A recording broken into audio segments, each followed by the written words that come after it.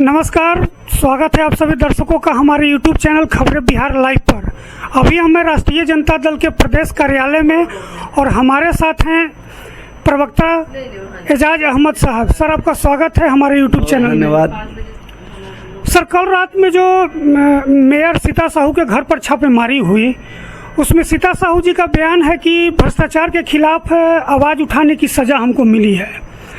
तो सीता साहू खुद भाजपा समर्थित मेयर हैं, भाजपा की नेता भी हैं, और एक तरह से वो खुलेआम जो है ये इल्ज़ाम लगा रही हैं सरकार पर कि सरकार में बहुत भ्रष्टाचार है, जिसके खिलाफत हम किए, जिसका सजा हमको मिला कि हमारे घर पर पुलिस आई रात में रेड की।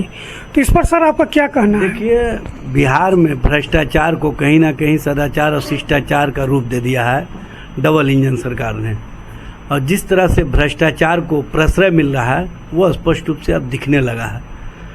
क्योंकि लूट में हिस्सेदार अगर नहीं बनाइएगा तो कहीं ना कहीं आप पर वार होगा, और लूट में हिस्सेदार का स्थिति ये है कि आप मेयर हैं और मेयर पुत्र सारे बैठकों में उपस्थित रहते हैं। कौन सा नियम है, कौन सा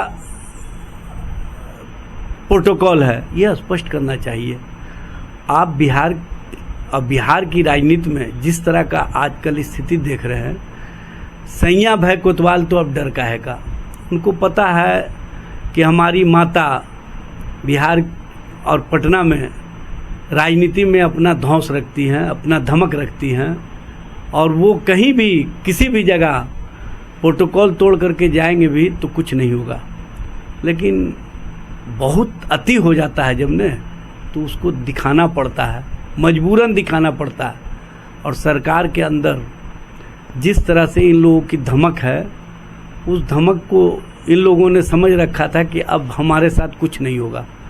लेकिन जिस तरह की स्थिति और परिस्थिति का निर्माण हुआ, और जिस तरह से मेयर पुत्र ने बैठक में अभद्र भाषा इस्तेमाल किया, जिस तरह से वहाँ पर वार्ड पार्षदों को पीटने का काम किया, और वो भी जो भ्रष्टाचार के खिलाफ आवाज़ उठा रहे थे, जो सच और सच्चाई सामने ला रहे थे, उनके साथ इस तरह का दुर्व्यवहार किया गया, तो उस पर कहीं ना कहीं तो आना ही था मामले को, और ये मामला आया है। लेकिन फिर भी उनको गिरफ्तार नहीं होना और उनकी गिरफ्तारी नहीं होना, यह स्पष्ट करता है कि सरकार के लोग वैसे कृत्य करने वालों को बचाने के लिए पहले ही उसको सूचित कर देते हैं, उसके बाद छापेमारी का कहीं ना कहीं कार्य चलता है, यह स्पष्ट। और सरकार के साथ साथ जो कानून का राज होने का दावा किया करते थे, उनका भी पोल खुल गया है। अब भारतीय जनता पार्टी के नेता इस पर क्यों नहीं बोल रहे हैं? सारे के सारे नेता चुप्पी साधे हुए हैं। दोनों बयानवीर डिप्टी सीएम चुप्पी साधे हुए हैं, एक बयानवीर प्रदेश अध्यक्ष चुप्पी साधे हुए हैं। आखिर क्या कारण है? ये तो स्पष्ट रूप से दिख रहा है ना कि बिहार में शासन और प्रशासन को जो सत्ता में बैठे हुए नेता पदाधिकारी हैं वो अपने अनुसार चला रहे हैं, और अपने ही परिवार को इस तरह से प्रश्रय दे रहे हैं, जिसके कारण अनार्की का स्थिति हो गया, अराजकता का माहौल हो गया है। और कहीं ना कहीं कानून और कानून के खिलाफ जाकर के जो कानून के रखवाले हैं, वही कानून का जो सोच है उसको समाप्त कर रहे हैं, यह स्पष्ट रूप से दिख रहा है। सर, इस बार जो चुनाव होने वाली है 2025 में, अल्पसंख्यक क्या लालू जी के साथ एक मुश्त तैयार है? देखिए, राष्ट्रीय जनता दल और लालू प्रसाद जी एक दूसरे के पर्याय हैं।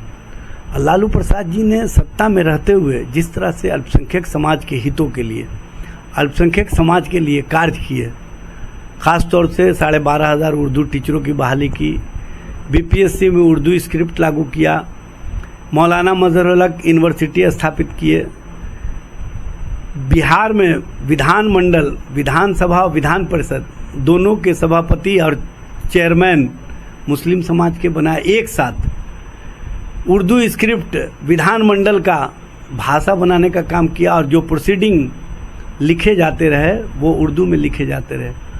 उर्दू जो द्वितीय राजभाषा का दर्जा प्राप्त है, उसको उन्होंने हर जगह प्रचलित ही नहीं करवाया, बल्कि कामकाज में उस भाषा का इस्तेमाल करवाया।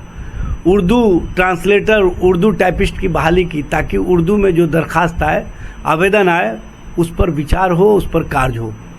लालू प्रसाद जी ने अल्पसंख्यक कल्याण मंत्रालय भारत में पहली बार गठन किया ताकि अल्पसंख्यकों के कल्याणार्थ उस मंत्रालय के माध्यम से कार्य हो। अल्पसंख्यक आयोग को कानूनी मान्यता दी। 15 सूत्री कार्यक्रम के माध्यम से अल्पसंख्यक इलाकों में विकास की योजनाएं चलाई। उर्दू एकेडमी को ग्रांट देने का काम किया। उर्दू के लिए उर्दू निदेशालय डायरेक्टरेट बनाने का काम किया।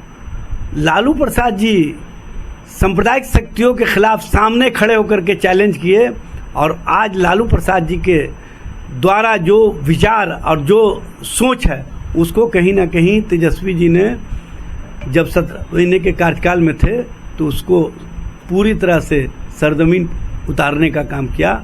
तेजस्वी जी ने स्पष्ट रूप से कहा कि हम लालू जी के पुत्र हैं। जिस तरह से लालू जी आरएसएस और भाजपा से कभी समझौता नहीं किए, हम भी किसी स्थिति और परिस्थिति में उस भारतीय जनता पार्टी और नफरत फैलाने वाली शक्तियों से समझौता नहीं करेंगे, चाहे इसके लिए जितना भी झंझावत झेलना पड़े, चाहे जितना भी कठिनाई झेलना पड़े, चाहे जितनी भी मुसीबतें आ जाएं, हम उसको हंसते हंसते झेल लेंगे। लेकिन देश की भाईचारगी, देश की गंगा जमुनी संस्कृति और देश जो अनेकता में एकता का मिसाल रहा है उसको कदापि समाप्त नहीं होने देंगे।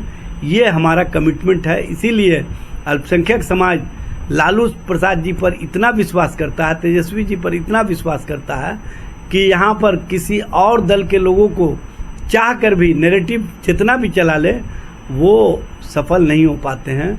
और अल्पसंख्यक समाज हमेशा लालू जी और लालू जी की सियासत के साथ साथ लालू जी के क़यादत को भी कहीं ना कहीं मजबूती दिया। तो आपने देखा, ये थे एजाज अहमद साहब जिन्होंने अपनी बातों को बेबाकी के साथ हमारे साथ रखा।